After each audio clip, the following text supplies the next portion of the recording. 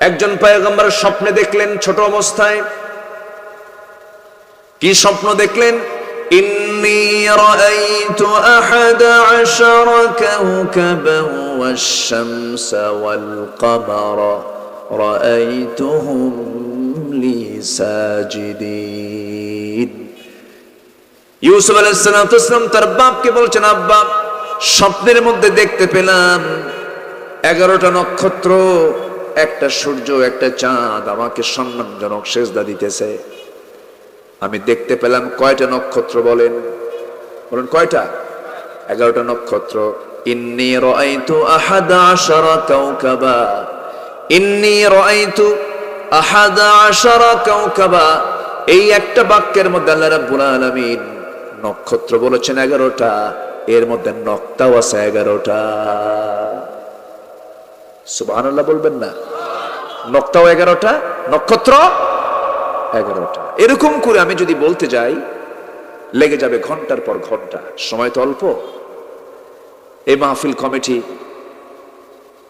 প্রথমে জানুয়ারির ভিতরে মাহফিল মনে হয় ছিল, এরপর এটাকে এক্সটেন্ড করে আবার এই মাসে নিয়ে আসা হয়েছে। গতকালকে আমার প্রোগ্রাম ছিল হলো বেশি না, কুমলিল্লাহ, বুঝেন নাই? কুমিল্লা, কুম লিল্লাহ, কুমিল্লা মাহফিল ছিল। সেখান থেকে এসেছি। আমি খুবই খুশি, আপনাদের এই চাঁদ মাখা মুখ আল্লাহ তাআলা দেখার সুযোগ করে দিয়েছেন, আলহামদুলিল্লাহ। আপনাদের এলাকার নামগুলো এত সুন্দর। আপনার এলাকার নাম তো হয়নি নারায়ণগঞ্জ, হয়নি ময়মনসিংহ, হয়নি গৌরীপুর, হয়নি শিবপুর, কিন্তু হয়েছে হলো মৌলভীবাজার, এদিকে মোবারকপুর। আলহামদুলিল্লাহ বলবেন না? তাহলে এটা কিসের বাজার? কিসের বাজার কোন? তাহলে এখানে কোনো অমৌলভী কেউ নাই, সব মৌলভী। এলাকায় কি বিড়ি খায়? মৌলভীর বিড়ি খায়? আচ্ছা, তাহলে নামের সঙ্গে গুণ থাকার দরকার আছে না নাই বলেন? আচ্ছা, গ্রামের নাম কি? মোবারকপুর। কৃষ্ণপুর নাম নাই? বলেন কৃষ্ণপুর নামের নাম আছে না? কৃষ্ণপুর আছে, হরিপুর আছে, কত নাম আছে, কিন্তু এত সুন্দর বরকতময় নাম, মোবারক, বরকত দিয়ে ভরা। আল্লাহ কবুল করুন, জোরে বলি আল্লাহুম্মা আমিন। সম্মানিত ভাইয়েরা, কোরআনে যা বলা আছে সব কার কথা? এর মধ্যে কি কোনো ব্যক্তির কথা আছে? তিনি কোরআনটা রচনা করেছেন যিনি আসমান সাজিয়েছেন, জমিন সাজিয়েছেন, সাবআতু আবহুর, 7 সমুদ্র সাজিয়েছেন। স্থলভাগ আর কত বড়, জলভাগ তারা চেয়ে ছোট না বড়? আরো বড়। 3টা জায়গায় গেলে আমার কাছে খুব অসহায় লাগে, অসহায় বোধ হয়। একটা হলো আমি যখন সমুদ্রের সামনে যখন দাঁড়াই, এর ভয়ঙ্কর ঢেউ যখন আমার কানে আসে, নিজেকে খুব অসহায় লাগে। আরেকটা হলো বড় বড় পাহাড় যখন চোখের সামনে ভাসে, অসহায় লাগে। আর আরেকটা সময় হলো যখন বিমানের সিটে যখন বসে যখন নিচের দিকে তাকাই, অথবা মেঘমালার দিকে যখন তাকাই, ইউরিকুমুল বারকা খাউফা ওয়া তামআন ওয়া ইউনশিস সাহাবা আস-সিকাল। তিনি সেই মহান প্রভু যিনি তোমাদের জন্য জমিন থেকে উত্থিত করেন ঘন ভারী মেঘমালা। আল্লাহু আকবার বলেন। এগুলো যখন দেখি তখন নিজেকে খুব অসহায় লাগে। আল্লাহ তুমি কত বড়, এত কিছু বিশাল সৃষ্টি, এর মাঝে আমি মানুষ, ক্ষুদ্র একটা মাখলুক। তার অহংকার দেখছেন? অহংকারটা কি? ভাবে আমি একখান মাল, তুমি কিছুই না, তুমি কিছুই হতে পারো নাই। বেশি না, তোমাকে অকেজো করার জন্য একটু লুজ মোশন দিতে হবে, একটু ডায়রিয়া হলেই যে শক্তির বড়াই করো, 7-8 বার টয়লেট কাম সারলেই বউরে চিনতে পারবে না। বউরে খুব আম্মা আসসালামু আলাইকুম, হুঁশ থাকবে না, কিচ্ছু না মানুষ। সে মানুষ অহংকার আছে না নাই বলেন তো? আসতে বলবেন না, আছে না নাই? অহংকার আসে কখন জানেন? যখন ব্যক্তিটা কোরআন থেকে দূরে থাকে।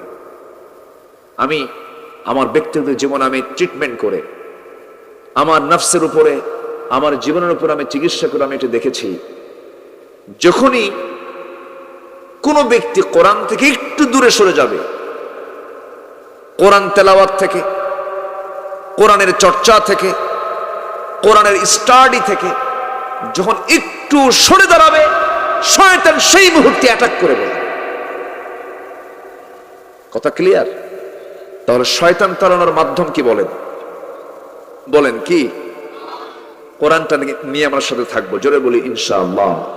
এর তেলাওয়াত, এর কিরাআত, এর দিরাসাত, এর তাদাব্বুর, এর স্টাডি, এটাকে পড়া, জানা, সর্বক্ষণ যদি এটা নিয়ে থাকি তাহলে শয়তান আমার কাছে আসার সুযোগ পাবে না, আমার কাছে আসার সুযোগ পাবে না।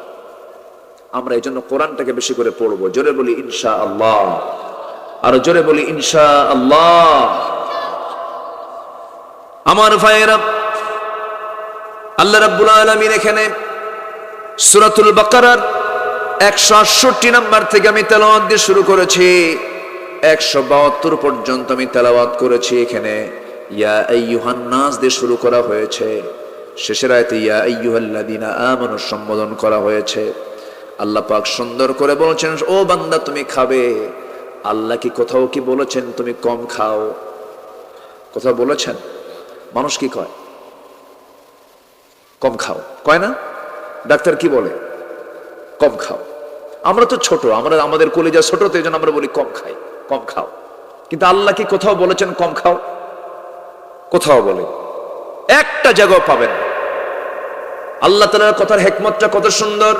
কুলু ওয়াশরাবু ওয়ালা তুসরিফু, খাও পান করো কিন্তু কখনো অপচয় করো না। কার কথা? আল্লাহর কথা। এখন আল্লাহ রাব্বুল আলামিন খেতে বলছেন। কি খেতে বলছেন? ইয়া আইয়ুহান নাসু কুলু মিম্মা ফিল আরদি হালালান তাইয়িবান ওয়ালা তাত্তাবিউ খুতুওয়াতিশ শাইতান ইন্নাহু লাকুম আদুউম মুবিন। إنما يأمركم بالسوء والفحشاء وأن تقولوا على الله ما لا تعلمون। জোরে বলুন আল্লাহু আকবার।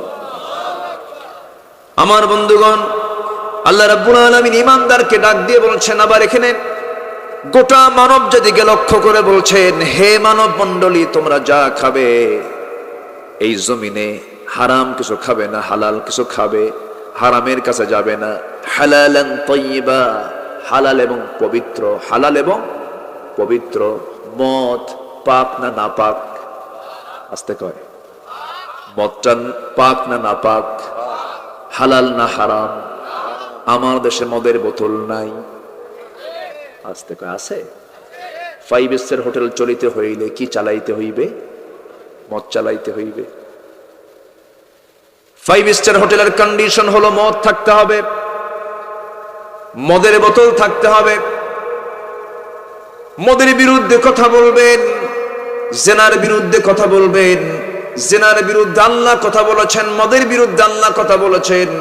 মদ্যপান করলে পরে কি হয়, মদপানের ফলাফল কি হতে পারে, সবকিছু আল্লাহ তাআলা জানায় দিয়েছেন। এরপরও আমার দেশের কিছু সংখ্যক বান্দা আছে মদ পানেও বিশ্বাসী, নামাজও বিশ্বাসী। আল্লাহ খুশি থাক, শয়তানও বেজার না হোক। কি আছে না এরকম? আছে না নাই? সারা বছর আকাম কুকাম করবে। রমজান মাস যখন চলে আসে, হুজুর কিছু ভাড়া করে নিয়ে বলে, হুজুর চলেন আপনার উমরাও ফ্রি, আমার উমরায় নিয়ে যান। এমন জায়গায় সফর করায় দিবেন, তওবা করে করে চোখের পানি ফেলবো, কাঁদবো, সব মাপ যেন হয়ে যায়। এরপরের দিন থেকে রমজান বাদে আবার আকাম শুরু। আছে না নাই? আসতে বলবেন না, আছে না নাই? আমার ভাইয়েরা, আমার বন্ধুগণ, গোটা দুনিয়া জুড়ে যত ব্যবসা আছে, এখন সৎ ব্যবসায়ী বেশি না অসৎ ব্যবসায়ী বেশি? অসৎ ব্যবসায়ী বেশি। অসতের পরিমাণটা বেশি, অসৎ ব্যক্তির পরিমাণটা বেশি। আকাম কুকামের পরিমাণটা বেশি সমাজে। আমি যদি চোখটা খুলিয়ে রাখি, ভালো কাজের পরিমাণ বেশি না খারাপ কাজের পরিমাণ বেশি?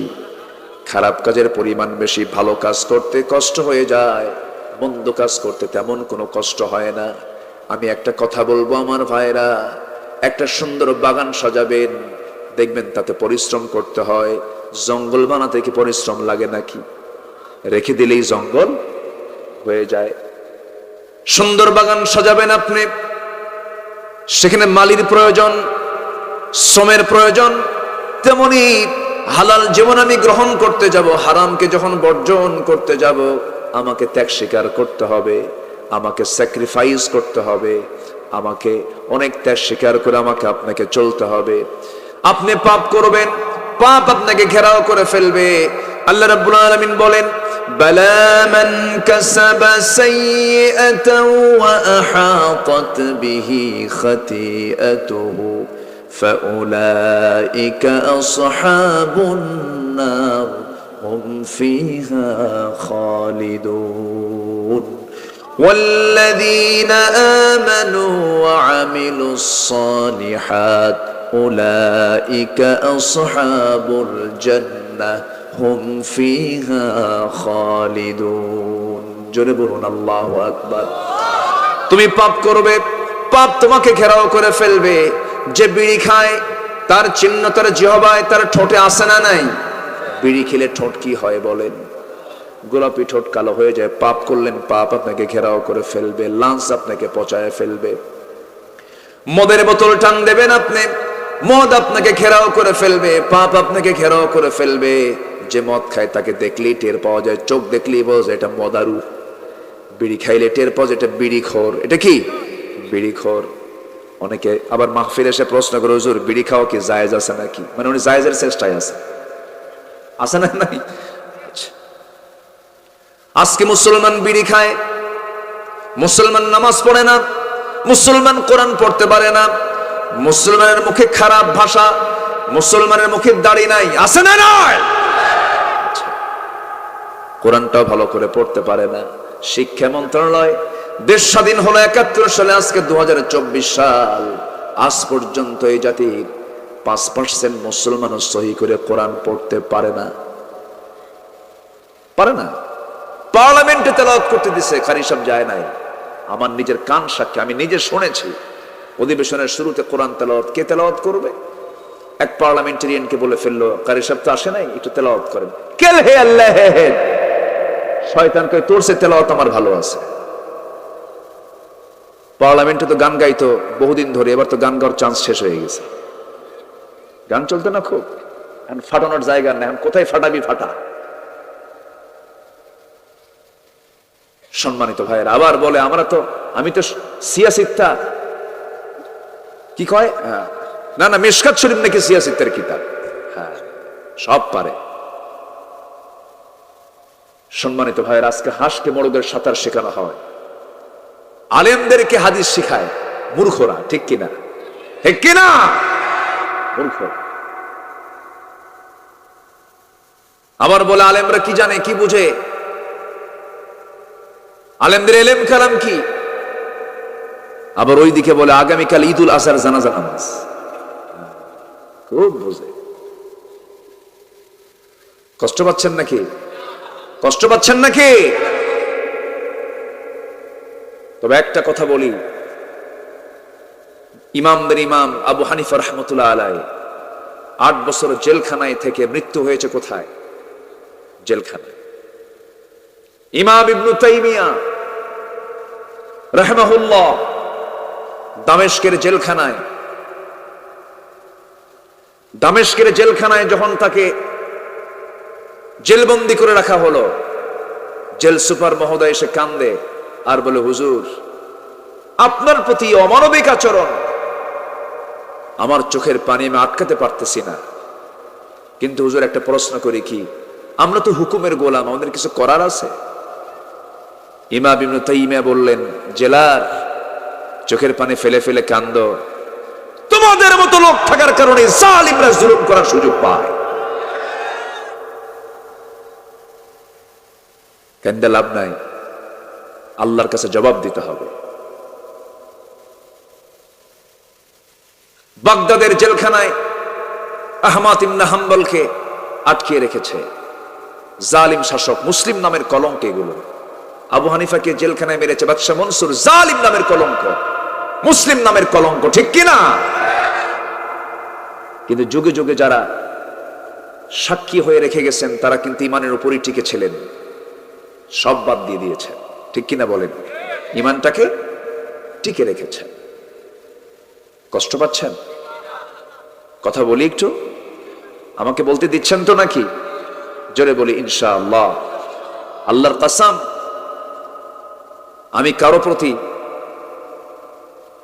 ক্ষিপ্র হয়ে উগ্রতা দেখিয়ে উগ্রপন্থ অবলম্বন করে কথা বলছি না, কিন্তু ইসলাম নিয়ে, কোরআন নিয়ে, আলেম সমাজ নিয়ে, দিন নিয়ে বাজে কথা বলবেন, জিহবা টেনে ছিড়ব আমরা। এই ক্ষেত্রে কোনো আপোষ করা যাবে না। আমার নবীজির ঘর ছিল তরবারি দিয়ে ভরা, নবীজির ফার্নিচার ছিল ঘরের হলো তরবারি, লৌহ বর্ম, হেলমেট, এটা ছিল নবীর ঘরের ফার্নিচার। আর আমরা আমাদের ঘরে ফার্নিচার বানাইছিল কুত্তার ঠ্যাং, বিলাইয়ের ঠ্যাং। কোথায় আমাদের সেই শৌর্য বীর্যের ইতিহাস? সব ভুলে গেছে আমরা। সম্মানিত ভাইয়েরা, মদ খাওয়া কি বলেন? আজ মদ খাওয়া কি? মদ হলো সমস্ত পাপের মা, সমস্ত পাপের মা। আল খামরু উম্মুল খাবাইস, সমস্ত পাপের মা হলো মদ। কিন্তু সেই মদ আজকে অ্যাভেলেবেল। বোট ক্লাবে যান, নাইট ক্লাবে যান, একটা আলেমের তালিকা পাবেন না কাদের নাম আছে সেখানে সবাই ভালো করে জানেন, ঠিক কিনা? আকাম কুকাম গুলো করে বেড়ায়। মদ যে সমস্ত পাপের মা, একটা উদাহরণ দিলে স্পষ্ট হয়ে যাবে। কোন এক আল্লাহওয়ালা কোন একটা নগরে বসবাস করতেন। সেই নগরে বসবাস করতে একজন জেনাকারিনী নারী, পতিতা নারীর বসবাস ছিল। অসংখ্য পুরুষের যৌবন নষ্ট করে ফেলেছে। এই মহিলা একদিন চিন্তা করলো, এই যে বড় আল্লাহওয়ালা, এই নগরের একজন বড় আল্লাহওয়ালা লোকটা আছে, দেখি একে ফুসলানো যায় কিনা। টেকনিক করে, কৌশল করে একদিন ঘরের মধ্যে তুলে ফেলে দিয়েছে। তুলে ফেলে বলছে, ও আল্লাহর ওলি, আমি জানি তুমি আল্লাহওয়ালা মানুষ, কিন্তু আমি তোমাকে আজকে ধরে ফেলেছি। তুমি যদি আমার এই তিনটা কথার যে কোনো একটা কথা না মানো, এমন চিল্লান দেব, গোটা শহরের সমস্ত মানুষ ডেকে আনবো, তোমাকে আমি জিল্লতির মধ্যে ফেলে দেব। নচেত তোমার এই তিনটা কথার যে কোনো একটা কথা শুনতে হবে। নাম্বার 1, আমার সঙ্গে তোমার জেনা করতে হবে। নাম্বার 2, এই যে মদের বোতলে এক ঢোক মদ খেতে হবে। নাম্বার 3, সামনে একটা শিশু আছে, এই শিশুকে হত্যা করতে হবে।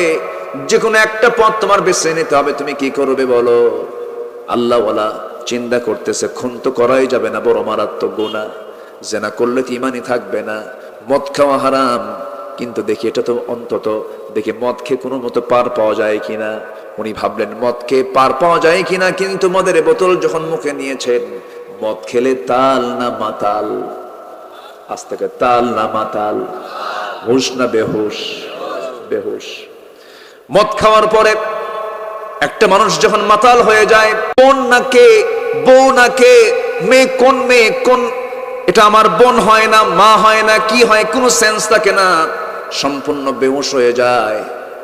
মাদক সেবন হয়ে গেল। মদের বোতল নিয়ে যখন এক ঢোক মেরে দিয়েছে, মাতাল হয়ে গেছে, জেনাও হয়ে গেছে, খুনও হয়ে গেছে। আমার বন্ধুগণ, মদ আছে যেখানে, জেনা আছে সেখানে, জেনা আছে যেখানে, খুন আছে সেখানে। War, women and wine. জাহেলিয়াতের যুগের মানুষেরা 3W, ওয়ার যুদ্ধ, ওয়াইন মদ, ওমেন নারী, এই তিনটা নিয়ে তারা ব্যস্ত থাকতো। আজকের দুনিয়ার ব্যস্ততাও কি তিনটার বাইরে না তিনটার ভিতরে? তিনটার ভিতরে। আজকে গোটা দুনিয়া জুড়ে যত ব্যবসা আছে, এর মধ্যে কিছু ব্যবসার জরিপ আমি আপনাকে দিচ্ছি। যেমন মাদক ব্যবসা। এই মাদক ব্যবসা বিশ্বব্যাপী মদের বিক্রির পরিমাণ হলো $1600 বিলিয়ন। $1600 বিলিয়ন। অস্ত্র ব্যবসা, অবৈধ অস্ত্র, বিশ্বব্যাপী অস্ত্র বাণিজ্য বছরে হয় হলো $100 বিলিয়ন। পতিতাবৃত্তি, এই পতিতা বাণিজ্যের মূল্য বার্ষিক প্রায় $400 বিলিয়ন। জুয়া কারবার, জুয়ার ব্যবসা বছরে বাণিজ্য প্রায় বিশ্বব্যাপী $110 billion. Computer games, free fire, PUBG, এই ছেলেরা দেখছে না, দেখেন ওই নখ দৌড়ে দেখায়, নখ দৌড়ে দেখায়, এগুলো কিন্তু অবৈধ কারবার। এই কম্পিউটার গেমসের ব্যবসা বার্ষিক বিশ্বব্যাপী প্রায় $54 বিলিয়ন। সব মিলে মাদক, মদ, অস্ত্র, পতিতা, জুয়া, সোনা, কম্পিউটার গেমস বাণিজ্যের বার্ষিক বাজার মূল্য হলো $2685 বিলিয়ন। তো এই যে কাজগুলো যারা করছে, এরা কি কখনো ইসলাম চায়? আস্তে করে, তারা কি ইসলাম চায়? আমরা কি চাই না? আস্তে, আমরা কি চাই না? তাহলে পৃথিবীতে একটা শ্রেণী ব্যবসায়ী আছে, বিভিন্ন গবেষক আছে, বিভিন্ন গ্রুপের লোক আছে যারা ইসলামকে চায় না। আর মুসলমান হতে হলে মুসলমানকে কি চাইতে হবে? ইসলাম চাইতে হবে। আমরা কি সবাই চাই? তাহলে একটা পক্ষ চাবে না, একটা পক্ষ চাবে। এখানে টক্কর আছে না নাই? এখানে সংঘর্ষ আছে না নাই? এখানে একটা ধাক্কাধাক্কি আছে না নাই? এখানে একটা মুজাহাদা, জিহাদ আছে না নাই? আমার নবীজি ঠিক এগুলোর মুখোমুখি হয়েছেন বদরে। আবু জেহেল কয়, মুহাম্মদ, মদ তো আমার কাছে পানির চেয়ে প্রিয়, জেনা তো আমার প্রিয় কাজ, মদের বোতল তো ছাড়তেই পারবো না, জেনার কারবার তো বন্ধ করতেই পারবো না, জুয়া তো কোনো কথাই না, সুদ তো আছেই, সুদ তো ব্যবসার মতো। আবু জেহেল বলতো, আমার দেশে তো কোনো সুদ টুদ নাই। আস্তে কয়, মৌলভীবাজারে সুদ আছে, এলাকায় সুদ আছে, তাহলে মোবারকপুর নাম হলো কেন?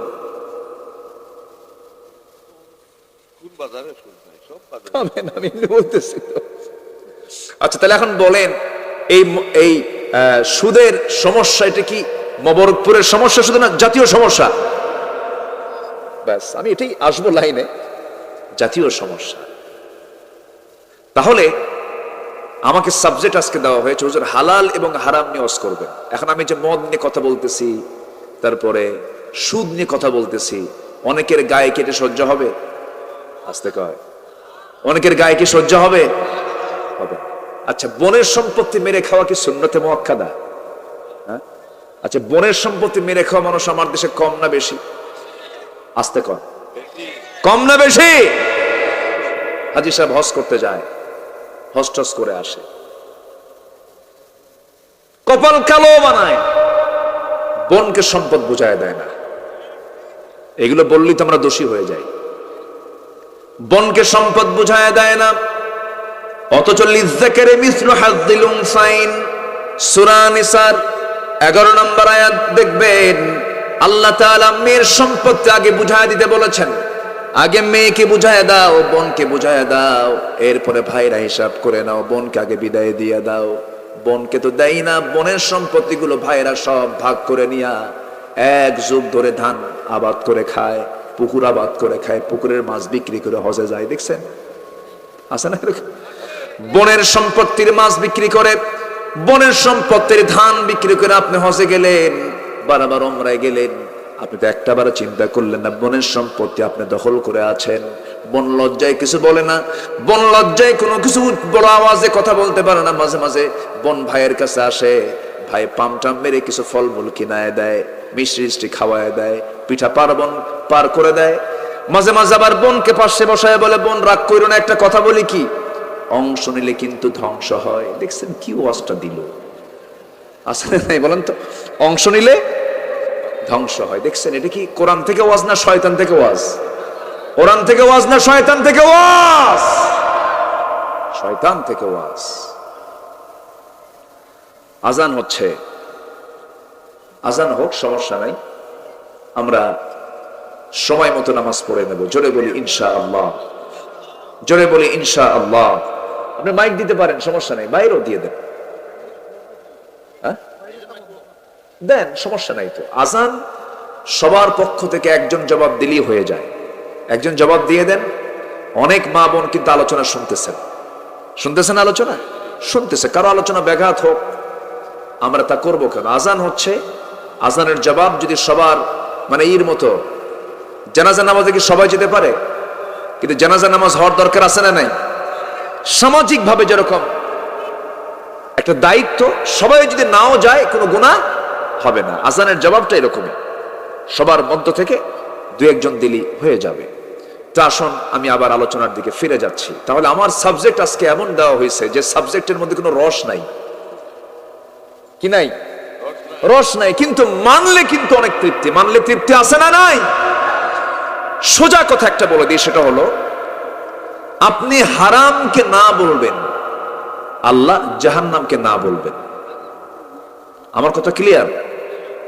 আপনি হালালকে হ্যাঁ বলবেন, আল্লাহ তাআলা জান্নাতকে হ্যাঁ বলে দিবেন। জোরে বলি সুবহানাল্লাহ। আমরা হারামকে কি বলবো? বলেন, হারামকে আমরা কি বলবো? না। আল্লাহ জাহান্নামকে না বলবেন। আমি হালালকে হ্যাঁ বলবো, আল্লাহ আমার জন্য জান্নাতকে হ্যাঁ বলে দিবেন। একদম সোজা কথা, এর মধ্যে আর কোনো বুঝানোর মতো আর সহজ পন্থা আমি তো আর খুঁজে পাচ্ছি না। আমরা যেখানে হারাম দেখব সেখান থেকে নিজেকে দূরে রাখবো। প্রশ্ন করতে যাব না এটা কেন হারাম হলো, প্রশ্ন করতে যাব না এটা কেন আমি করব। আল্লাহ যা বলেছেন তাতে কোনো প্রশ্ন করা যাবে না, কারণ আল্লাহ জানেন বান্দার কোন কাজে কল্যাণ, কোন কাজে অকল্যাণ। আবার কিছু কিছু নাস্তিকের বাচ্চারা আছে, দেখবেন পেঁচ লাগানোর জন্য বিভিন্ন জটিল জটিল প্রশ্ন করে। একদিন আমাকে একজন প্রশ্ন করছে, হুজুর আপনি বলেছেন, আল্লাহ পাক কোরআনেও বলে দিয়েছেন, এই আয়াতের কিছু পরে আল্লাহ তাআলা বলছেন ইন্নামা হাররামা আলাইকুমুল মাইতাতা ওয়াদ-দামা ওয়া লাহমাল খিনজির। সূরা বাকারার 73 নম্বর আয়াত 173 নম্বর আয়াতে বলছেন আল্লাহ তাআলা হারাম করেছেন মৃত প্রাণী। কি প্রাণী? মৃত প্রাণী, ওয়াদ-দামা রক্ত, ওয়া লাহমাল খিনজির শুয়োরের মাংস, শূকরের মাংস হারাম করেছেন। হুজুর মৃত প্রাণী যদি হারাম হয়, মাছ আপনি মরা কিনে খান কেন? দেখছেন প্রশ্নের সাইজ দেখছেন? মাছটা কি আমরা মরা মাছ বেশি খাই না তাজা মাছ বেশি খাই? বলেন, বাজার থেকে যে মাছটা কিনে আনি কি মরা মাছ বেশি না তাজা মাছ বেশি? ওই যে ছোট ছোট মাছ যেগুলো, কি মাছ এগুলোকে বলে? হ্যাঁ, ছোট্ট ছোট্ট মাছ যেটা কাসকি। হ্যাঁ, এই তো আমি এটাই শুনতে চাচ্ছিলাম যে কে বলবে এটা। হ্যাঁ, এখন বলেন, যদি এখন মরা মাছ খাওয়া জায়েজ না হয়, তাহলে এই কাসকি কি খাওয়া জায়েজ আছে? তাহলে কেমনে মরা প্রাণী খাওয়া যাবে না? দেখেন প্রশ্ন, মানে প্রশ্নটা এমন বেকায়দায় করছে, ভাবতেছে মনে হয় ফায়সালা নাই। ফায়সালা আছে না নাই? আচ্ছা, আরেকদিন একটা মাহফিলে আমাকে প্রশ্ন করেছে, হুজুর জান্নাতের মধ্যে পায়খানা নাই, পেশাবখানা নাই, এটা কেমনে সম্ভব? দেখছেন কি চিন্তা ওর? ওর জান্নাতে যাও পেশাব করার খুব শখ, অথচ সে তার মায়ের জগতে ছিল, মার পেটের জগতে ছিল, মার রুহের জগতেও তার পেশাব পায়খানা লাগে নাই।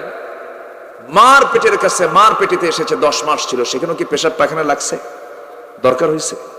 তোর চোখের সামনে তুই দেখতেছিস যে আমার মার পেটে আমি ছিলাম, আমার সন্তানরা ছিল, তাদের পেশাব পায়খানা করা লাগলো না। আল্লাহ যদি মার পেটে যদি পেশাব পায়খানা মুক্ত রেখে যদি তাকে রাখতে পারেন, আল্লাহকে জান্নাতের মধ্যে রাখতে পারেন না? আসতে বলবেন না পারেন না? আবার কিছু অযৌক্তিক প্রশ্ন করে। সেদিন এক যুবক আমাকে প্রশ্ন করছে, হুজুর একটা প্রশ্ন করি, কি একটা মেয়ের সাথে আমার খুব সম্পর্ক ছিল, প্রায় 2 বছর, খুব মোহাব্বত ছিল হুজুর। মাসখানেক আগে সে আমাকে ছেড়ে চলে গেছে। হুজুর সে যে আমাকে ফাঁকি দিল, ওর কি গুনাহ হবে না? ফোনে আমাকে প্রশ্ন করতে বললাম, ফোনে প্রশ্ন করলেন কিন্তু সামনে আয়। আজকে রুচিরও কিন্তু একটা পরিবর্তন হয়ে গেছে, মানসিকতাও কিন্তু একটা পরিবর্তন হয়ে গেছে। এক স্বামী রেখে 1000 পুরুষের সঙ্গে জেনা করে এমন পুরুষ মহিলা আছে না নাই? আসতে বলবেন না আছে না নাই? এটা হালাল না হারাম? যেটা হারাম সেটা কি কল্যাণ না অকল্যাণ? এটাও বলবো আমি। কেন অকল্যাণ? কি ক্ষতি, তার শারীরিক কি ক্ষতি হতে পারে, ইসলামে বক্তব্য আছে না নাই? আচ্ছা, তাহলে আমি আগে প্রথমে যাই মাসে, বলবো কথাগুলো বলবো। আজকে তো আমার হালাল হারাম নিয়ে তো আলোচনা, এই জন্য আমি এই সাবজেক্টটা আমি ধরেছি। স্থলভাগের যে প্রাণী আল্লাহ তাআলা এখানে মাইতাতা দিয়ে আল্লাহ তাআলা স্থলভাগের প্রাণীকে বুঝিয়েছেন। স্থলভাগের যে প্রাণীগুলো আছে এই প্রাণীগুলো অক্সিজেন গ্রহণ করে, কার্বন ডাই অক্সাইড ছেড়ে দেয়। যেরকম মুরগির দিকে তাকান, ছাগলের দিকে তাকান, গরুর দিকে তাকান, মহিষের দিকে তাকান, পশু পাখির দিকে তাকান, এগুলো কি করে? অক্সিজেন গ্রহণ করে, কার্বন ডাই অক্সাইড ছেড়ে দেয়। এই সমস্ত প্রাণী যদি রক্তপাত না করে, জব না করে, রক্তকে বের না করে যদি মরা প্রাণী যদি কেউ খেতে বসে, সেই গোশতগুলো বিষাক্ত হয়ে যায়, শরীরের জন্য বড় ক্ষতি হয়ে যাবে। আল্লাহ যেটা হারাম করে দিয়েছেন বান্দার জন্য সেটা ক্ষতি, আল্লাহ যেটা হালাল করে দিয়েছেন বান্দার জন্য সেটা অবশ্যই কল্যাণ। আমার বন্ধুগণ, এই বড় ক্ষতি হয়ে যাবে, এটাও একটা কারণ। আল্লাহ তো সমস্ত প্রাণীর সবকিছু সিস্টেম করে রসুলকে মডেল বানাইয়া দিয়ে সবকিছুর ফয়সালা করে দিয়েছেন। এই জন্য স্থলভাগের যত প্রাণী মরা হয়ে যাবে, সেই প্রাণীগুলোকে কখনো খাওয়া জায়েজ হবে না। কিন্তু জলজভাগের যে প্রাণীগুলো আছে, সেই জলজভাগের প্রাণীগুলো পানিতে অবস্থান করে, পানির মধ্যেই তার অক্সিজেন গ্রহণ করে, পানিতে তার অক্সিজেনটা গ্রহণ করে, কিন্তু কার্বন ডাই অক্সাইড ছাড়ার কোনো সুযোগ নাই। ওই প্রাণী যদি মারাও যায়, ওই প্রাণীটার রক্ত প্রবাহ করার কোনো দরকার নাই, রক্ত শরীর থেকে বের করার কোনো প্রয়োজন হয় না, তেমন কোনো ক্ষতি বান্দার দেহের জন্য হবে না। এই জন্য মরা প্রাণী যদি জলজ ভাগের হয়, সেটাকে জায়েজ করে দিয়েছেন তিনি কে? আসতে বলবেন না, তিনি কে? আল্লাহ তাআলা। আমার ভাইয়েরা, অনেক কথার তো কোনো শেষ নাই, একটু মনোযোগ দিয়ে কথাগুলো শুনবেন। মোটামুটি আমি একটা আইডিয়ার মধ্যে দিয়েছি, সবার ভিতরে হারাম কোনো পন্থা অবলম্বন করব না, হারাম কোনো কাজ করব না, হারাম কোনো খাবার মুখের মধ্যে নেব না, হালাল পন্থা জীবন যাপন করব। আল্লাহ তাআলা বলছেন, হালাল এই জমিনে যখন তুমি খাবে, হালালান তাইয়্যিবা, পবিত্র হালাল জিনিস তুমি খাবে। আর কখনো তুমি ওয়ালা তাত্তাবিউ খুতুওয়াতিশ শাইতান, শয়তানের পদাঙ্ক অনুসরণ করবে না, কারণ শয়তান তোমার প্রকাশ্য দুশমন। সে কি তোমাকে অর্ডার দেয়, ইন্নামা ইয়া'মুরুকুম বিস-সুই ওয়াল ফাহশা ওয়া আন তাকুলু আলাল্লাহি মা লা তা'লামুন। শয়তান তোমাকে অর্ডার দেয় হলো খারাপ কাজের জন্য, ফাহশা কাজের জন্য। আমার বন্ধুগণ, শয়তান খারাপ কাজের জন্য তোমাকে প্রমোট করবে, তোমাকে উৎসাহ দেবে, ওই দিকে তুমি যাবে না। হারাম খাবার তুমি খাবে না, হারাম কাজে তুমি যাবে না, মিথ্যা সাক্ষী তুমি দেবে না, মিথ্যা কথা তুমি বলবে না, গীবত শিকায়েত করবে না। এই পৃথিবীতে একজন মানুষের মুখে একটা মিথ্যা কথা জীবনে বের হয় না, অথচ সেই মহান ব্যক্তি একজন রাষ্ট্রপতি ছিলেন, একজন ইমাম ছিলেন, একজন বিচারপতি ছিলেন, একজন যোদ্ধা ছিলেন, একজন ফাইটার ছিলেন, একজন বড় সমরনায়ক ছিলেন, প্রতিরক্ষার মূল দায়িত্ব পালন করেছেন। এত কাজ তিনি তারা জীবনে বাস্তবায়ন করেছেন, কিন্তু বাস্তবায়ন করার জন্য একটা মিথ্যা কথারও প্রয়োজন তার জীবনে হয় নাই। তিনি হচ্ছেন মুহাম্মদ সাল্লাল্লাহু। এখন আমি যদি প্রশ্ন করি, আমার দেশে কৃষক, শ্রমিক, এরপরে কৃষক, শ্রমিক, সাধারণ জনতা, শিক্ষক, রাজনীতিবিদ, নেতা, ইমাম, মুয়াজ্জিন, যত পেশার লোক আছে, এর মধ্যে সবচেয়ে বেশি মিথ্যা কথা বলে কারা? আমি কিন্তু কই নাই,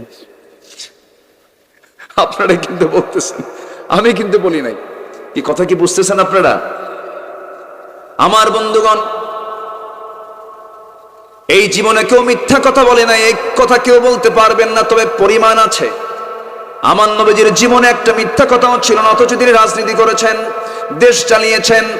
যে নেতৃত্ব দিতে গিয়া মিথ্যার আশ্রয় নিতে হয়, যে নেতৃত্ব দিতে গিয়ে নামাজ বাধ্যতামূলক নয়, যে নেতৃত্ব মানতে গিয়ে মদের বোতল হাতে দিতে হয়, যে নেতৃত্ব দিতে গিয়ে মিথ্যা মামলা দিতে হয়, সে নেতৃত্বের মুখে আমরা জুতা মারি, থুতু মারি, ঠিক কিনা?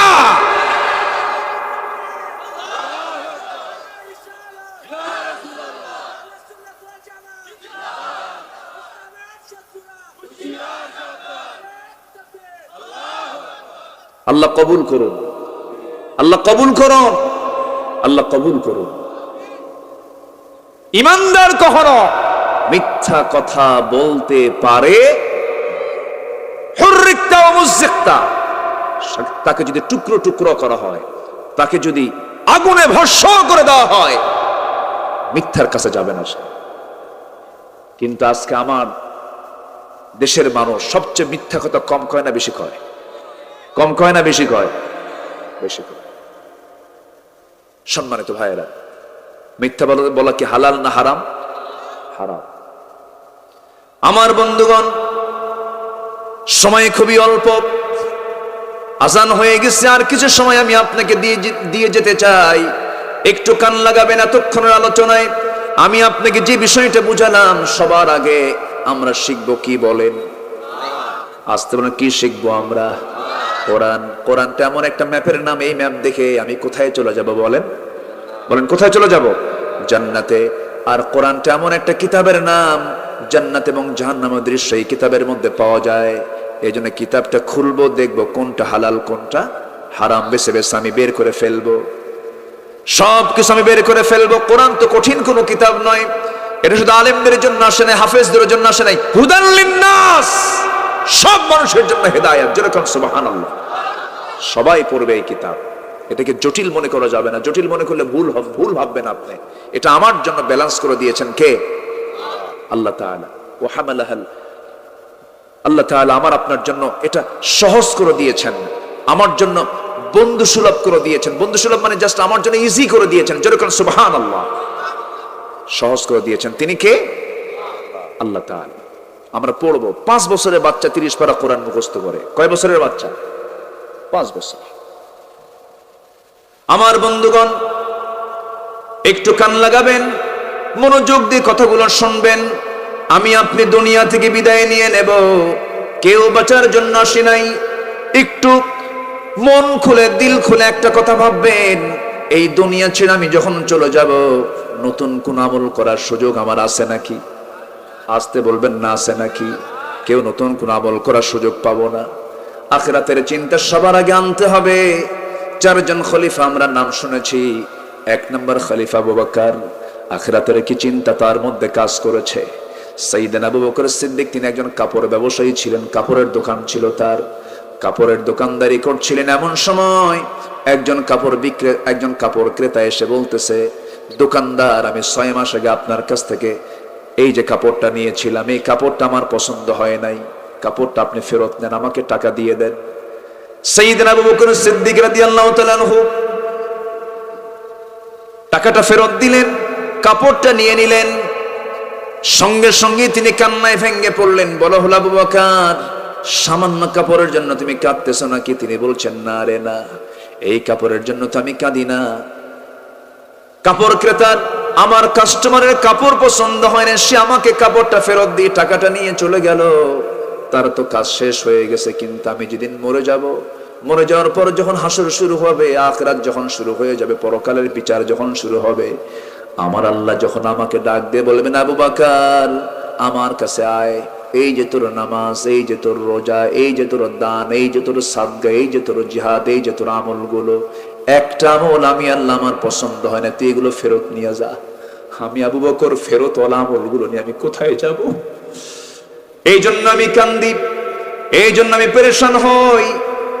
সাইয়েদনা আবু বকর চিন্তা করেছেন দুনিয়ার না আখিরাতের, আখিরাতের চিন্তা করেছেন বলি তাদের দামটা এত বেশি হয়ে গেছে। এই 4 জন খলিফা, তারা 4 জনই জান্নাতের সংবাদ দুনিয়াতে পেয়েছেন, তাও তারা কত বড় পেরেশান ছিলেন। সাইয়েদনা ওমর ফারুকের ইতিহাস সবার কম বেশি জানা আছে, কত বড় পরিষ্কার তারা ছিলেন, আল্লাহকে সাক্ষী রেখে চলেছেন, পরকালকে তারা প্রাধান্য দিয়েছেন। 1 বোতল মধু এনেছেন, রাষ্ট্রের 1 বোতল মধু তিনি পেয়েছেন। তিনি সহ মোট 5 জন প্রতিবেশী সহ 5 জন, 5টা ঘরে 5টা ভাগ হবে সেই 1 বোতল মধু। সেই 1 বোতল মধু এনে বউকে ডাক দিয়ে বলেন, বউ আমার, এই যে মধুর বোতল, ভাগটা করো, সমান ভাগে ভাগ করে একটা অংশ আমরা নেব, বাকি 4 অংশ প্রতিবেশীর হাতে হাতে দিয়ে আসবে। হাতের মধ্যে মধুর বোতল দেওয়ার পরপরই বলছেন, বউ আমার, মধুর বোতল আমি তোমাকে ভাগ করতে দেব না, আমাকে মধুর বোতল ফেরত দাও। বলেন, স্বামী যদি স্ত্রীর সঙ্গে এমন আচরণ করে লাগবে কিনা?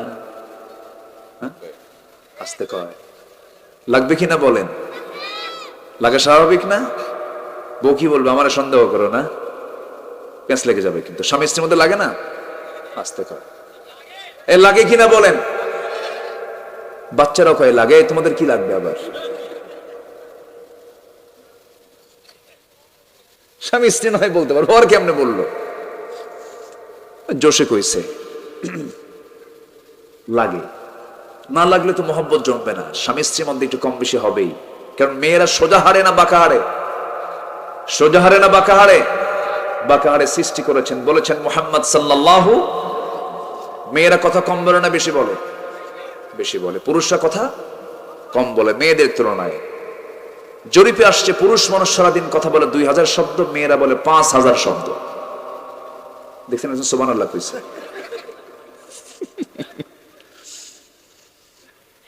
মেয়েরা একটু কথা বেশি বলে, মেয়েদের কথা বেশি বলার দরকারও আছে, কারণ সন্তান লালন পালন করে বাবা না মা, বলেন বাবা না মা।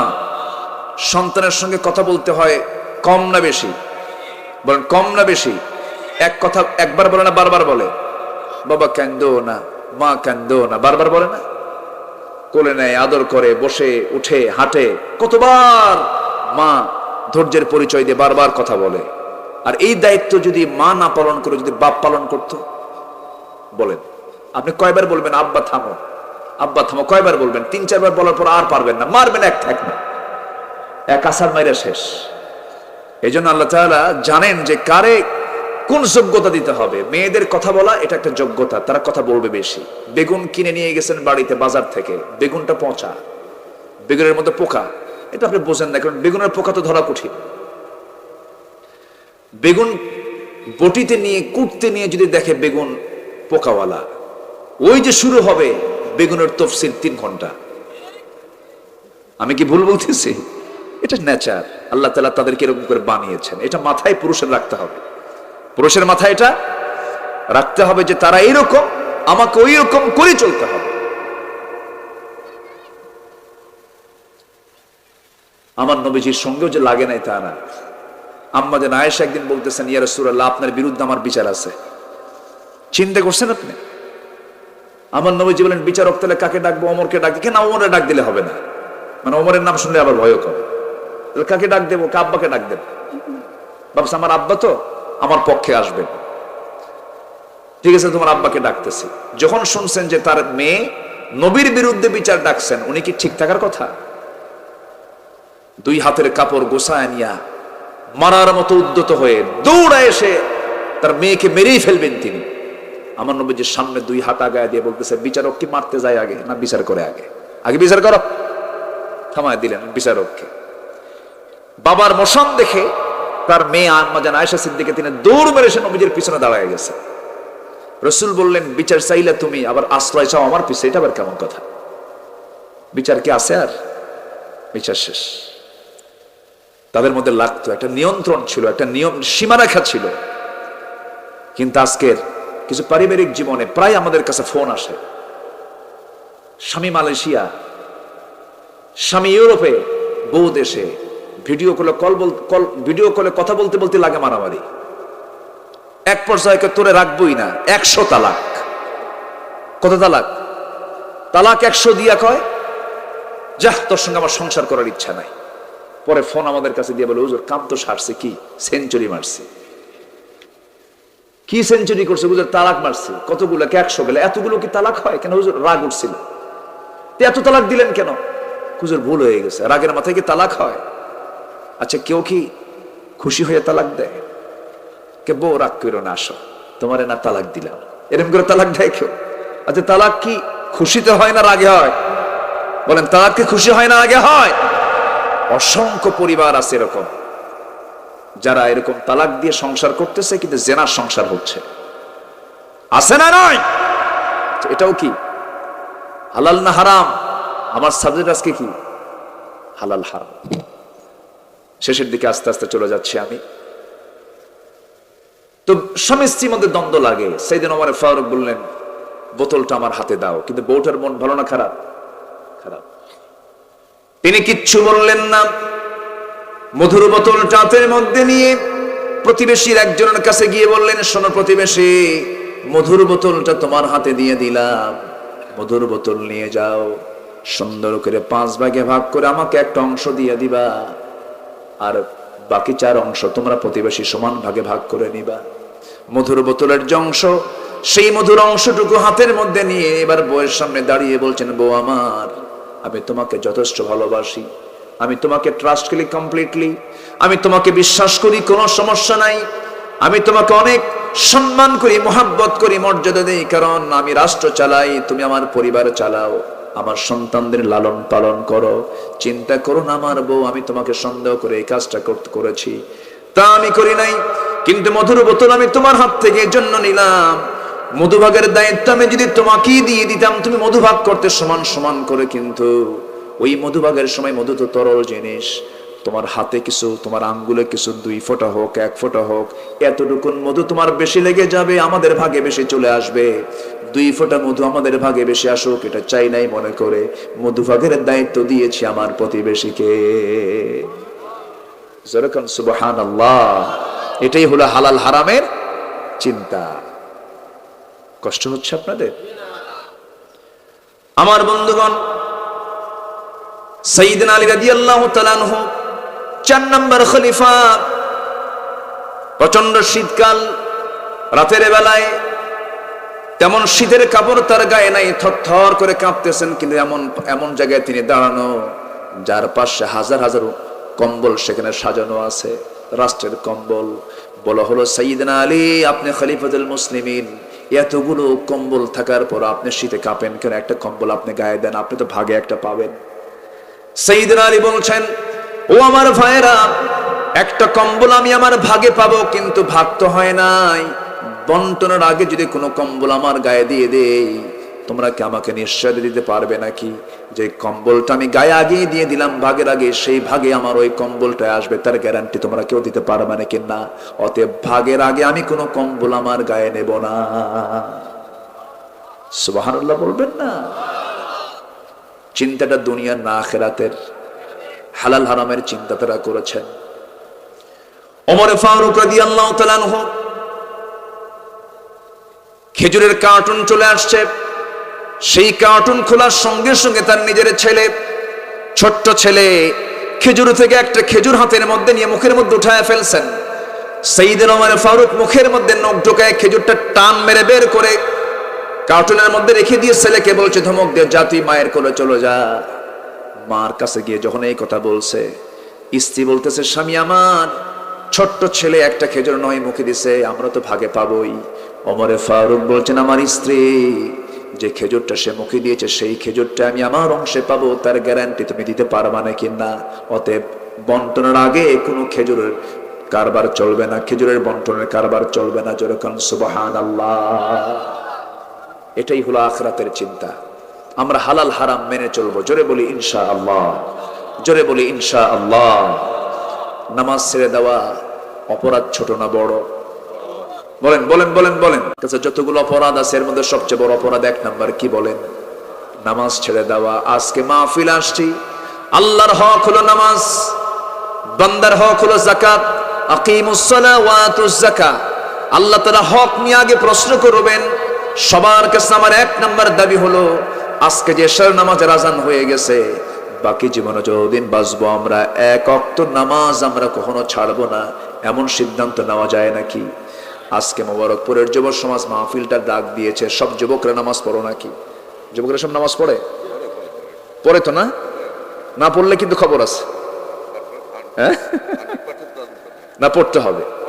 মোবারকপুরের যুব সমাজ মাহফিলের ডাক দেবার, তারা সবাই 100% নামাজ পড়বে না তো হতে পারে না, ঠিক কিনা বলেন? মোবারকপুরের গ্রামের মসজিদ জোহরের নামাজের মুসল্লির চাইতে ফজরের নামাজের মুসল্লির সংখ্যা বেশি হতে হবে। জোরে বলি ইনশাআল্লাহ। আজকের থেকে শুরু হবে 5 ওয়াক্ত নামাজ আমরা কেউ ছেড়ে দেব না। কারা কারা একটু হাত তুলে দেখান দেখি।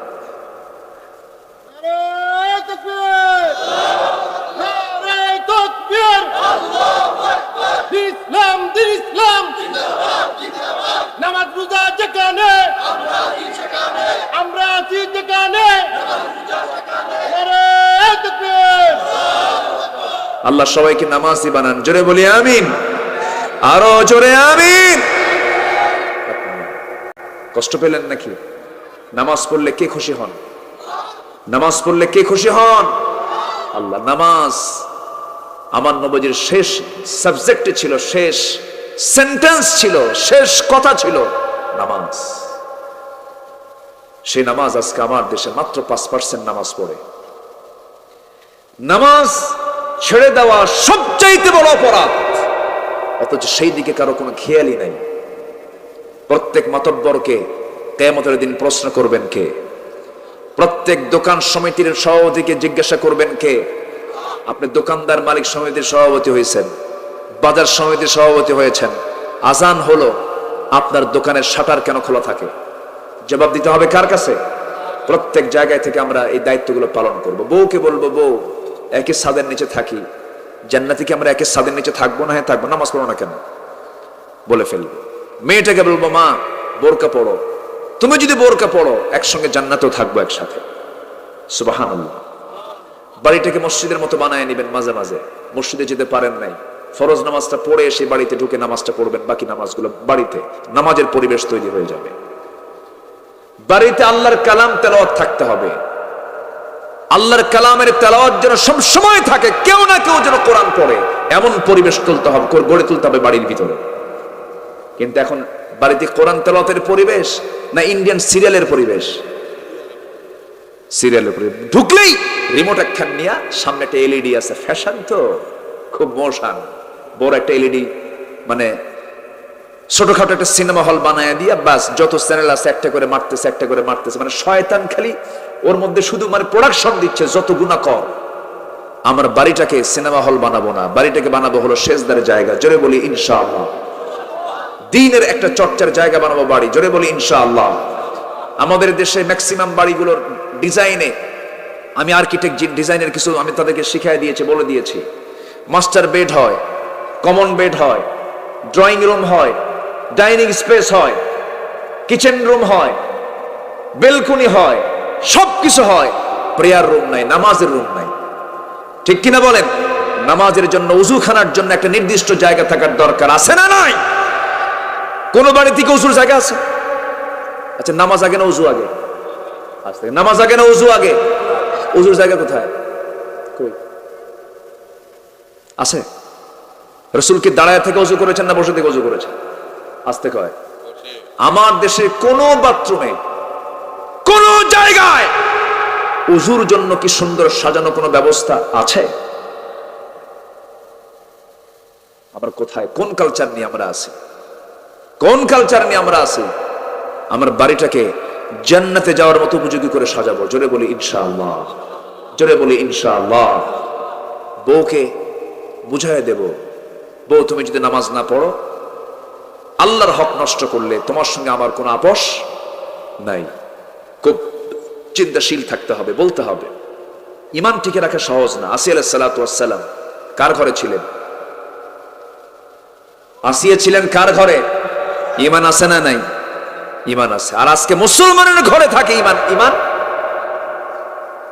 আসিয়া কিভাবে ঈমানটাকে টিকে রেখেছেন? শেষ পর্যন্ত করাতের তলে তিনি মাথা দিয়েছেন। পরিবার ছাড়ছেন, স্বামী ছাড়ছেন, রাষ্ট্র ক্ষমতা ফেরাউনের মিসেস ফেরাউন হয়েছেন, সামাজিক মর্যাদা পেয়েছেন, সব ছেড়ে ঈমানটাকে টিকে রেখে আল্লাহকে বন্ধু বানাইয়া দুনিয়া থেকে বিদায় নিয়েছেন। ফেরাউন বলল, আমি তোমাকে আজকে দুনিয়া থেকে বিদায় করব।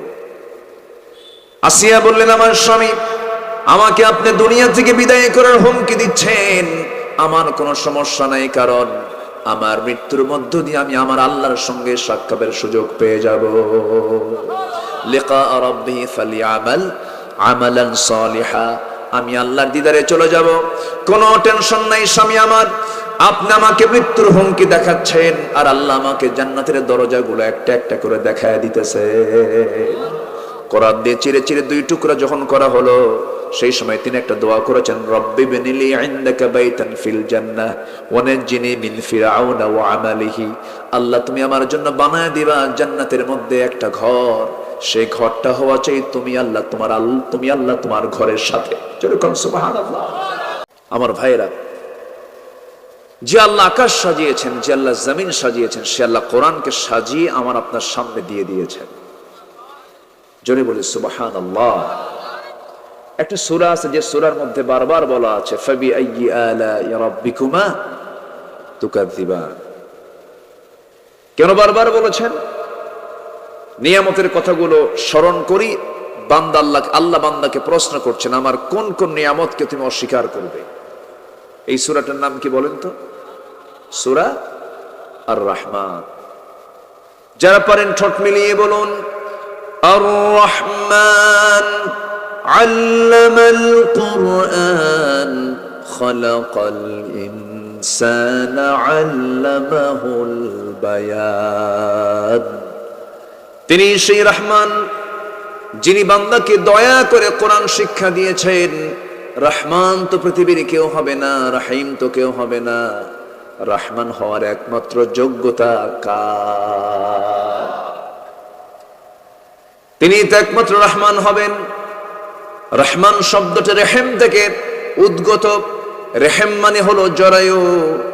জরায়ু থেকে আগত সন্তানকে তার মা যতটুকু না ভালোবাসেন, তার চাইতে আল্লাহ তার বান্দাকে লক্ষ লক্ষ কোটি কোটি গুণ বেশি ভালোবাসেন বলে এই জন্য তার নাম হয়েছে রহমান। জোরে বলে সুবহানাল্লাহ। আমাকে সবচেয়ে বেশি ভালোবাসেন কে? সন্দেহ লাগতেছে নাকি আপনাদের? আমার প্রতি সবচেয়ে বেশি দয়া কার? এই পৃথিবীর কোন মানুষ আমাকে এত বেশি ভালোবাসে না যে ভালোবাসা আল্লাহ পাক আমাকে দেন। এই জন্যই তিনি রহমান। রহমান শব্দটা প্রয়োগ করি বলছেন, বান্দার আমি তোকে দয়া করে প্রথম যে জিনিসটা দিয়েছি আল্লামাল কুরআন, আমি তোকে কোরআন শিক্ষা দিয়েছি। যেরকম সুবহানাল্লাহ। এত বড় নিয়ামত এটা।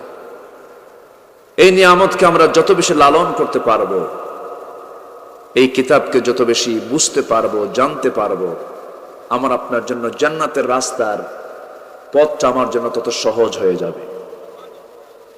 ধরুন আপনি এখান থেকে চলে যাবেন কক্সবাজারের টেকনাফ মেরিন ড্রাইভে যাবেন। আপনি পথ চেনেন না। আপনি পঞ্চগড়ের তেতুলিয়া চলে যাবেন, বাংলা বান্দা যাবেন, চেনেন না। আপনি সুন্দরবন যাবেন, চেনেন না। বান্দরবান যাবেন, চেনেন না। কিন্তু আপনাকে চেনা লাগবে না আজকের আধুনিক যুগে। শুধু গুগল ম্যাপে একটা সার্চ দিয়ে আপনি বলবেন, লিখে দিবেন, আপনাকে গুগল নিয়ে চলে যাবে, ম্যাপ নিয়ে চলে যাবে। এখন আর কাউকে জিজ্ঞাসাও করা লাগে না। বিমানের পাইলট ঢাকা থেকে দোহা যাবে, ঢাকা থেকে রিয়াদ যাবে, ঢাকা থেকে জেদ্দা যাবে, যাওয়ার জন্য নির্দিষ্ট একটা ম্যাপে এসে রওনা দিয়ে দেয়, চলে যায়। মানুষের সীমিত বুদ্ধি দিয়ে যদি এমনটা ম্যাপ যদি তৈরি করতে পারে, আল্লাহ রাব্বুল আলামিন বান্দাকে তার স্থায়ী পার্মানেন্ট অ্যাড্রেস আল্লাহ রাব্বুল আলামিন সম্পূর্ণ ম্যাপ আকারে কোরআনে কারীমের মধ্যে দিয়ে দিয়েছেন। বান্দা, তুমি যদি কোরআন নামক কিতাবের মধ্যে ভালো কিছু পড়ে শুনে জেনে বুঝে যদি আসল জায়গায় যদি সার্চ দিতে পারো, জান্নাতের সার্চ যদি দিতে পারো, আমি এমন কিতাব তোমাকে দিলাম, এর মধ্যে জান্নাতে যাওয়ার সমস্ত ম্যাপ আমি আল্লাহ তোমাকে দেখিয়ে দিয়েছি। জোরে বলে সুবহানাল্লাহ। তাহলে জান্নাতে যাওয়ার ম্যাপ কি বলেন? কি? কোরআন। আর সুন্দরবন গেলে এই তো গুগল। তাহলে জান্নাতে যাওয়ার জন্য দুনিয়ার কোনো ডিভাইস দিয়ে হবে না, দুনিয়ার কোনো অ্যাপস দিয়ে হবে না। জান্নাত যাওয়ার জন্য একটা কিতাব লাগবে। সেই কিতাবের নাম কি বলেন? সেই কিতাবের নাম কি বলেন? কোরআন এমন একটি জানালার নাম, যে জানালায় চোখ রাখলে বান্দা দুনিয়াতে বসে জান্নাত জাহান্নামের দৃশ্যগুলো দেখতে পারে, সব দেখা যায়। আল্লাহ রাব্বুল আলামিন কোরআনে কারীমের মধ্যে 30 পারা যে কথাগুলো বলেছেন, 30 পারার 10 পারা তিনি বলেছেন আখিরাত নিয়ে। কি নিয়ে বলেন? আখিরাত নিয়ে। কারণ আমাদের সারা জীবনের সবচেয়ে বড় অংশ পড়ে আছে আখিরাত। ওয়ালাল আখিরাতু খায়রুল লাকা মিনাল উলা। আমার ভাইয়েরা, একজন মানুষের মৃত্যু বড় একটা শিক্ষা। সন্তানের মৃত্যু শিক্ষা, বাবার মৃত্যু শিক্ষা। আমার আগে যে ভাইটা পুলিশ ভাইজান আমার আগে একটা সুন্দর গজল গেয়েছেন, আমার দিলটা ছুঁয়ে গেছে। সন্তান হারানোর বেদনা ভুক্তভোগী বাবা মা ছাড়া কেউ বোঝে না, ঠিক কি না? পৃথিবীতে সবচেয়ে বড় বোঝা হলো সন্তানের লাশ বাবার কাঁধে ওঠা। আমার ভাইরা, আমার বন্ধুগণ, এই দুনিয়ার মাত্র 60-70-80 বছরের জিন্দেগি, নহে নহে 100 বছরে বাঁচলাম। এরপরে সামনের যে কালটা পড়ে আছে, আল্লাহ তাআলার সৃষ্টি হলো দুই পিঠ, একটা হলো দুনিয়ার পিঠ, আরেকটা আখিরাতের পিঠ। আমরা একটা পিঠে আছে, আরেকটা পিঠ আছে না নাই বলেন? আসতে বলবেন না, আছে না নাই? আল্লাহর সৃষ্টি কয় পিঠ? দুই পিঠ, একটা ইহকাল আর এটা কি পরকাল। আমি চলবো দুনিয়াকে নিয়ে না আখিরাতকে সামনে রেখে? বলেন, ইহকাল নিয়ে, ইহকালকে টার্গেট নিয়ে চলবো না আখিরাতকে টার্গেট নিয়ে চলবো? আখিরাতকে। যদি আখিরাতকে টার্গেট নিয়ে চলি, দুনিয়াটাও চলে যাবে, আখিরাতও চলে যাবে। শুধু দুনিয়া যদি টার্গেট করি, দুনিয়াটা পার হবে, কিন্তু আখিরাত তো পার হবে না। সে আখিরাতকে টার্গেট করার জন্য কি পদ্ধতি, কি সিস্টেম সব শিখিয়ে দিয়েছেন আমার আল্লাহ কোন কিতাবে। শুনবেন আলোচনাগুলো? কারো কোনো কষ্ট হচ্ছে না তো? বলি আলহামদুলিল্লাহ, জোরে বলি আলহামদুলিল্লাহ। আমাকে একটু ইঙ্গিত দেওয়া হয়েছে, হুজুর আপনি একটু হালাল হারাম নিয়ে কিছু কথা বলবেন। আমাকে একটু বলা হয়েছে, আল হালালু বাইয়িন ওয়াল হারামু বাইয়িন। হালালটা স্পষ্ট, হারামটাও স্পষ্ট। অস্পষ্ট কোনো কিছু আল্লাহ তাআলা এই কিতাবে রাখেননি। ওয়াবাইয়িনাতিন মিনাল হুদা ওয়াল ফুরকান। আল্লাহ তাআলা কিতাবকে ফুরকান বলেছেন। ফুরকান মানে হলো সত্য মিথ্যার পার্থক্যকারী, যেটা সেটাই হলো ফুরকান। এই কিতাবের আরেকটা নাম কি? ফুরকান। আরেকটা নাম কি বলেন? ফুরকান। আমার বন্ধুগণ, যেখান থেকে তেলাওয়াত করেছে সেই তেলাওয়াত কিন্তু সূরা হলো সূরাতুল বাকারা, 286টা আয়াত। আল্লাহ তাআলা যেই কোরআন নাযিল করেছেন, অসংখ্য প্রমাণ, ঘন্টার পরে ঘন্টা দিতে গেলে সময় লেগে যাবে। আমি শুধু দুই একটা এক্সাম্পল দিতে চাই। ধরুন, সূরা বাকারার মধ্যে 286টা আয়াত আছে। 286-এর অর্ধেক কত বলেন? 286-এর অর্ধেক কত? না মনে মনে মন খারাপ করছেন? হুজুর শুনলাম ওয়াজ শুনতে, আসলাম ওয়াজ শুনতে, আপনি আবার অঙ্ক শিখান কেন? এরকম চিন্তা করতেছেন নাকি আপনারা? অঙ্ক শেখারও দরকার আছে না নাই? আচ্ছা, তাআল্লামুল ফারাইদ ফাইন্নাহু নিসফুল ইলম। ফারায়েজের জ্ঞান অর্জন করো, ফারায়েজের অংশীদারি বন্টন, এটার জ্ঞান অর্জন করো, কারণ এই জ্ঞানটা হলো সমস্ত ইলমের অর্ধেক। বলেছেন মুহাম্মদ সাল্লাল্লাহু আলাইহি ওয়াসাল্লাম। জ্ঞান অর্জন করতে হবে, অঙ্ক জানতে হবে। দুনিয়াতে যার অঙ্ক ঠিক আছে, আখিরাতে তার জান্নাতও ঠিক আছে। অঙ্ক ঠিক রাখতে হবে। 286-এর অর্ধেক হলো 143। কোরআনের যে আয়াতের সেটিং, এটা যে আল্লাহ তাআলা সুন্দর করে সাজিয়েছেন, তার একটা নমুনা আমি দিয়েই আমি মূল আয়াতের দিকে চলে যাচ্ছি। আল্লাহ তাআলা শুরু করেছেন কিতাবের চ্যালেঞ্জ দিয়ে, যালিকাল কিতাব লা রাইবা ফীহ, এবং শেষ করেছেন ওয়াফু আন্না ওয়াগফির লানা ওয়ারহামনা আনতা মাওলানা ফানসুরনা আলাল কওমিল কাফিরিন।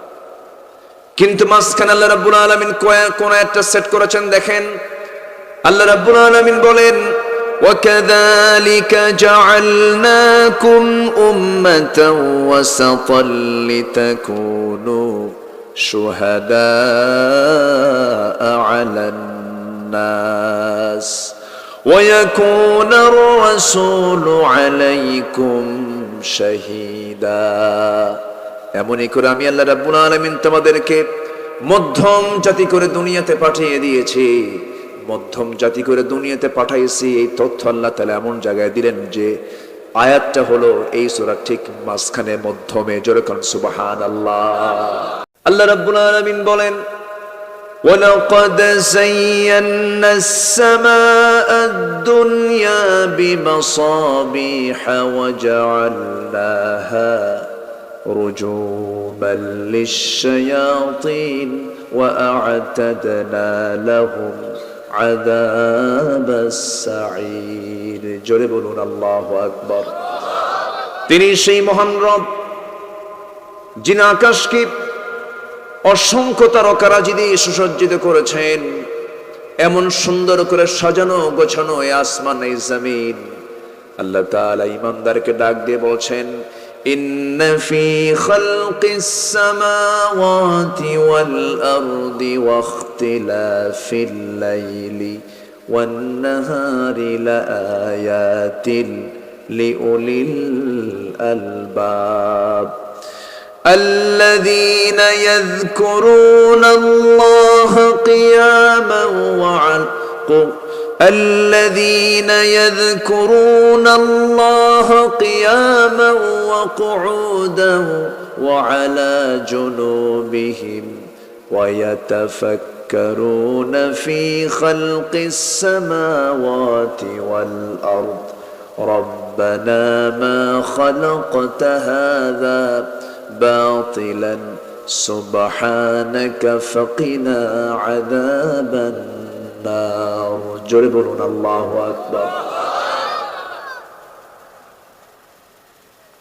আল্লাহ তাআলা বলছেন, এই আসমান সৃষ্টিতে, জমিন সৃষ্টিতে, দিন এবং রাতের আবর্তনে যারা চক্ষুষ্মান, যারা সচেতন মানুষ, তাদের জন্য বহু শিক্ষা এখানে আছে, বহু কিছু জানার এদের জন্য রয়ে গেছে।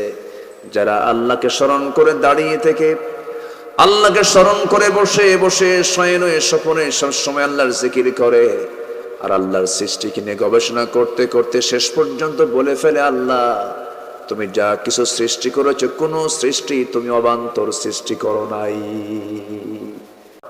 আল্লাহকে আমরা কাছে নেই, রসুলকে আমরা জীবনের চাইতে বেশি ভালোবাসি, নামাজকে বেশি প্রিয় মনে করি, সেজদা দেওয়াকে সকল চাওয়ার জায়গা মনে করি, হারামকে না বলি, হালালকে হ্যাঁ বলি, এই হোক আমাদের সিদ্ধান্ত।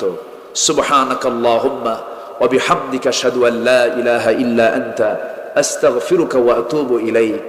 আমরা এখানে আজান হবে নাকি? এখানে কি আজান দেবে না? আজান হয়ে গেছে না? আচ্ছা, এখন আমরা ছোট্ট একটা দোয়ার মধ্য দিয়ে, আচ্ছা ঠিক আছে। সঙ্গীত আমি পারি, এখানে তো অনেক সুন্দর সুন্দর সঙ্গীত গেছে, আলহামদুলিল্লাহ। আচ্ছা, আমরা সবাই নামাজ পড়বো না ইনশাআল্লাহ? হ্যাঁ, কেউ উঠবেন না? আমার দোয়া ছোট্ট